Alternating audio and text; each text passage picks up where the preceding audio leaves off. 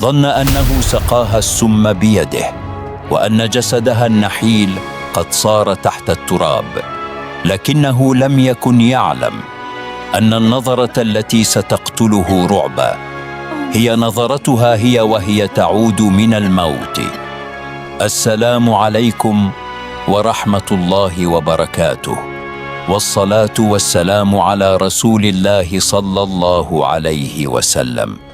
أهلا بكم في قناتكم قصص حقيقية تكشفت. قبل أن نبدأ هذه الملحمة الجبارة عن الغدر والعدالة الإلهية، لا تنسوا الاشتراك في القناة وتفعيل الزر ليصلكم تحفيزنا اليومي. هل يمكن للمال الحرام أن يشتري عمرا جديدا، أم أنه حبل المشنقة الذي يلتف حول عنق صاحبه دون أن يشعر؟ بدأت المؤامرة في عتمة الليل عندما همست شادن في أذن أخيها بارق بخطة خبيثة ستقلب حياتهما رأسا على عقب. كانت السلطانة المسنة جولنار تعيش أيامها الأخيرة داخل قصرها المهجور، طريحة الفراش ينهشها المرض والوحدة وعيناها مليئتان بالانكسار. دخل بارق إلى غرفتها بخطوات هادئة كالأفعى، يحمل في يده عقد زواج رسمي، مستغلا عجزها وقلة حيلتها ليصبح سيد هذا القصر. جلس القاضي عياض بجبته السوداء المهيبة يوقع على العقد، معلنا زواج الشاب الطماع من العجوز الثرية المريضة وسط أجواء مليئة بالغموض. وفي نفس الليلة التقى بارق بصديقه دهمان في خمارة قديمة، يتبادلان الأنخاب ويضحكان بنشوة بعد أن ظنا أن الثروة أصبحت في قبضة أيديهما. بكت الخادمة المخلصة ميمونة بحرقة عند قاع الفراش، وهي ترى سيدتها تساق إلى مصير مجهول على يد رجل لا يعرف الرحمة. لم يكتف بارق بالزواج، بل ذهب في عتمة الليل إلى العراف ساجر ليشتري منه قارورة سوداء صغيرة تحوي سما بطيئة ليعجل بنهاية الزوجة المسنة. اتفقت الخيانة مع الطمع، حيث قامت الخادمة المتآمرة زمرد بسكب قطرات السم بدم بارد داخل حساء السلطانة جولنار. تظاهر بارق بالحب والحنان وهو يطعمها الحساء المسموم بيده، بينما كان يعد الثواني والدقائق في سره ليرث كل ذهبها وجاهها. مرت الأيام وبدأت صحة السلطانة جولنار تتدهور بشكل متسارع، وكانت نوبات الألم تعتصر جسدها النحيل وسط حيرة وخوف خادمتها المخلصة ميمونة. وفي باحة القصر الخلفية كان بارق يكافئ زمرد بصرة من الذهب، حامدا إياها على إتقان دورها في تسميم طعام الزوجة العجوز دون أن يكتشفهما أحد. لم تحتمل ميمونة رؤية سيدتها تموت ببطء، فذهبت سرا دون علم بارق واستدعت الحكيم مرداس طبيب المدينة الشهير بعلمه وحكمته لينقذ السلطنة. جلس الحكيم مرداس يتفحص نبض وعيني السلطانة جولنار، وسرعان ما تغيرت ملامحه الهادئة إلى جدية شديدة بعد أن اكتشف أمرا مرعبا في جسدها. أخذ الحكيم مرداس الخادمة ميمونة إلى زاوية الغرفة وهمس لها بالحقيقة الصادمة: سيدتك لا تموت بسبب الشيخوخة، بل هناك من يسقيها سما بطيئا قررت ميمونة أن تراقب المطبخ خفية، ووقفت خلف الأواني الكبيرة تراقب حركات زمرد المريبة لتتأكد من هوية الخائن الذي يخدم مصالح بارق. بفضل الله ثم ترياق الحكيم بدأت السلطانة جلنار تستعيد عافيتها تدريجيا، وعادت الحياة إلى عينيها، ولكنها قررت أن تتظاهر بالمرض لتكشف كل الخيوط. وفي غرف القصر الفاخرة كان بارق وأخته شادن يفتشان في صناديق الذهب والجواهر، يضحكان باستهزاء ظنا منهما أن صاحبة المال أصبحت على حافة قبرها. أخبرت ميمونة الحارس الأمين صادقاً بكل ما يحدث، فاشتعلت النيران في قلبه غضباً على سيدته، ووضع يده على مقبض سيفه مستعد لحمايتها بدمه. استلقت السلطانة جلنار في فراشها مدعية العجز التام، بينما كان عقلها يعمل كالساعة لترتيب خيوط الفخ الذي ستوقع فيه زوجها الطماع. وقف بارق خلف أعمدة الرواق يراقب باب غرفتها، والابتسامة لا تفارق وجهه الخبيث بعد أن ظن أن خطته شارفت على النهاية المحتومة. دخلت الخادمة المتآمرة زمرد الغرفة وهي تحمل طبق الحساء المسموم، غير مدركة أن عيون السلطانة الراصدة تسجل كل حركة من حركاتها المريبة. وفي اللحظة التي غادرت فيها زمرد الغرفة، سارعت السلطانة جلنار بسكب الحساء المسموم في وعاء نحاسي مخفي خلف سريرها لتتخلص منه تماماً. التقى بارق بصديقه دهمان في ساحة القصر، يستعرض أمامه أرجاء المكان بغرور شديد، متحدثاً عن التغييرات التي سيجريها بعد موت السلطانة. قامت ميمونة بنقل الوعاء النحاسي الذي يحتوي على السم إلى الحكيم مرداس سرا، ليكون دليلاً قاطعاً يدان المتآمرين أمام قاضي المدينة. فحص الحكيم مرداس السائل في مختبره الخاص، وتأكدت شكوكه بالدليل القاطع عندما تفاعل السم وظهرت طبيعته القاتلة والمدمرة.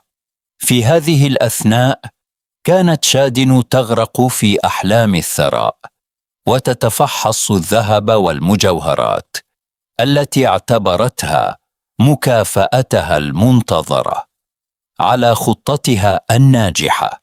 وقف بارق فوق رأس السلطانة ينظر إليها ببرود وقسوة، معتقداً أن أنفاسها الضعيفة هي اللحظات الأخيرة لها في هذا العالم. بدأ الحارس الأمين صادق بتوزيع جنوده المخلصين في الممرات السرية للقصر، بانتظار الإشارة الحاسمة لإنهاء هذه المؤامرة الدنيئة. بمجرد خروج بارق، انتصبت السلطانة جلنار في فراشها بقوة وعزم بعد أن استعادت كامل عافيتها ونشاطها. بفضل الله ثم ترياق الحكيم، التقى بارق بأخته شادن في الرواق، يستعرضان عقود الملكية والأوراق الرسمية، منتظرين لحظة إعلان وفاة السلطانة للاستيلاء على كل شيء. دخلت الخادمة المتآمرة زمرد الغرفة تحمل طبق الحساء المسموم، لكنها تجمدت في مكانها رعباً عندما رأت السلطانة جلنار واقفة على قدميها بكامل قوتها. تقدمت السلطانة جلنار نحو زمرد بخطوات ثابتة ومهيبة، ونظراتها الحادة تخترق روح الخادمة الخائنة التي كادت تسقط أرضا من شدة الخوف. أشارت السلطانة جلنار بيدها إلى طبق الحساء، وقالت بنبرة آمرة هزت أركان الغرفة: اشربي هذا الحساء الآن أمامي، إن كان خاويا من الغدر. سقط الطبق من يد زمرد، وتناثر الحساء على الأرض، وخرت الخادمة على ركبتيها تبكي وتتوسل العفو، معترفة بكل تفاصيل المؤامرة الخبيثة. كانت ميمونة والحارس الأمين صادق يقفان خلف الباب يستمعان إلى اعترافات زمرد، ويسجلان كل كلمة لتكون دليلا قاطعا ضد بارق وأخته. وفي تلك الأثناء كان بارق يلتقي بصديقه دهمان في أزقة المدينة، يعطيه نصيبه من المال ويؤكد له أن الأمور تسير تماما كما خطط لها. جلست السلطانة جلنار تكتب رسالة سرية بخط يدها موجه إلى قاضي المدينة، تطلب منه الحضور فورا ليشهد على كشف الحقيقة الكبرى. انطلق الحارس المخلص صادق على متن جواده في عتمة الليل، مسرعا لإيصال الرسالة إلى القاضي قبل أن يستيقظ بارق ويكتشف أمرهم.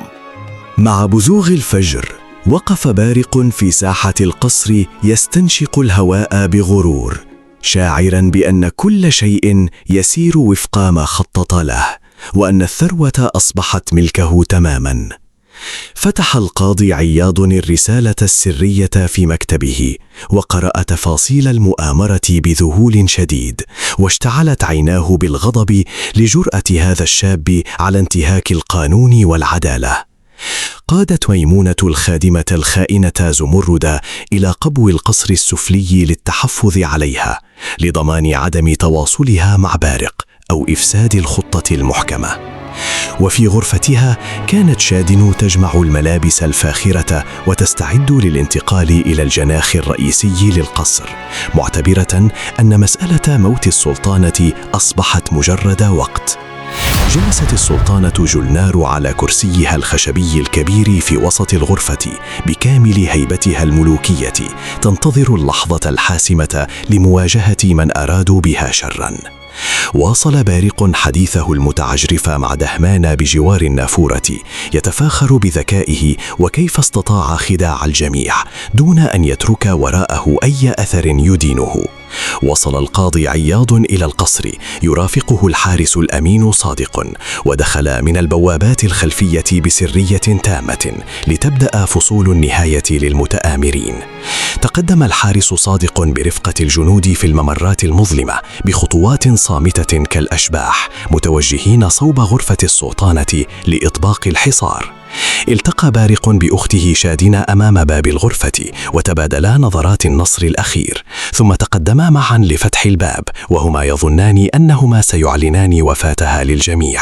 فتح الباب، لكن الصدمة ألجمت لسانيهما وتجمدت الدماء في عروقهما عندما وجدت السلطانة جلنار واقفة أمامهما بكامل عافيتها وقوتها تطالعهما بنظرات كالصواعق. خطت السلطانة جلنار خطوة نحو بارق المرتعش، ووقعت كلماتها عليه كالصاعق حين قالت: أظننت أن غدرك خفي عن الله وعني؟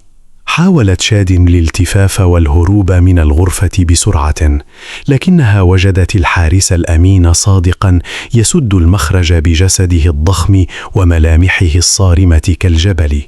خرج القاضي عياض من خلف الستار بجبته المهيبة، حاملا في يده الوعاء النحاسي الذي يحتوي على السم، شاهدا على الجريمة النكراء. شحب وجه بارق وخرست الكلمات في حلقه، وتصبب العرق من جبينه بغزارة بعد أن رأى القاضي وعلم أن أمره قد كشف بالدليل القاطع. تقدمت ميمونة المخلصة تقف بجوار سيدتها وهي تحمل عقد الزواج الذي استخدمه بارق كحبل التفاف حول عنقه بدلاً من أن يكون وسيلة لثرائه. أحضرت الخادمة المتآمرة زمرد من القبو لتقف أمام الجميع وتكرر اعترافاتها التفصيلية بكيفية شرائهم للسم وسكبه في طعام السلطانة. رفع القاضي عياض يده مصدرا أمره الحازم للجنود: اعتقلوا الخونة، فقد حان وقت الحساب والعدالة التي لا تظلم أحدا.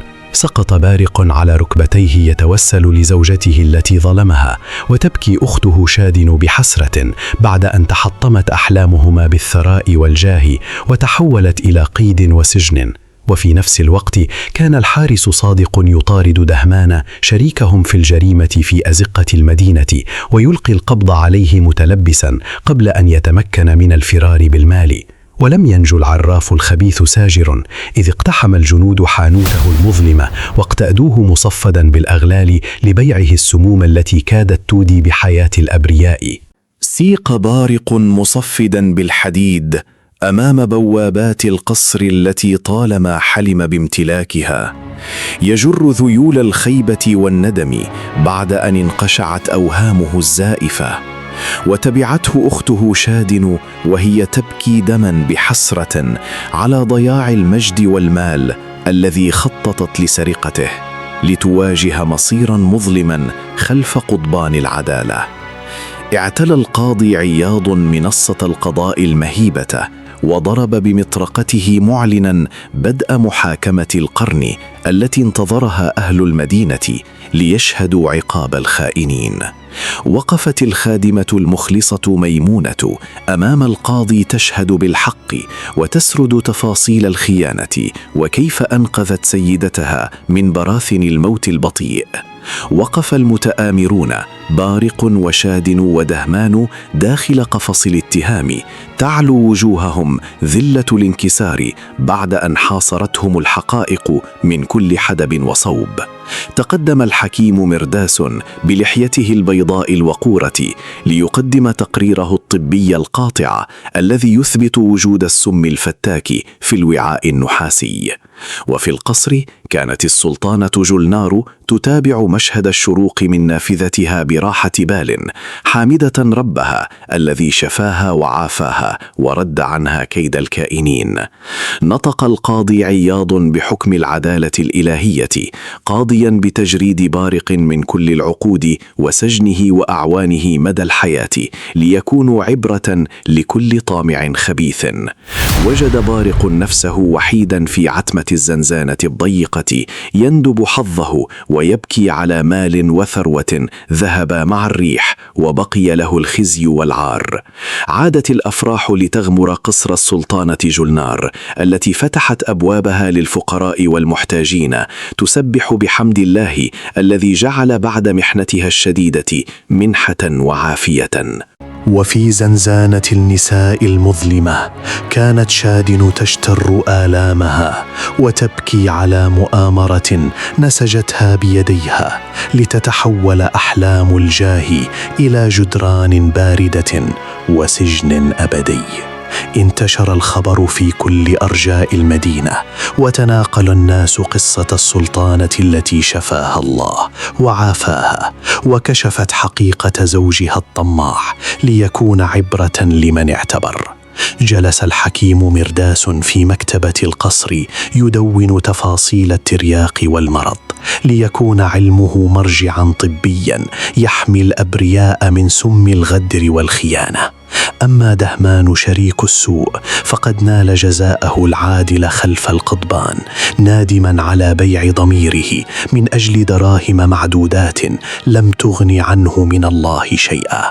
عادت البسمة لوجه ميمونة المخلصة وهي تتجول في حديقة القصر الآمنة بعد أن زال الكابوس الذي هدد حياة سيدتها بفضل أمانتها ويقظتها.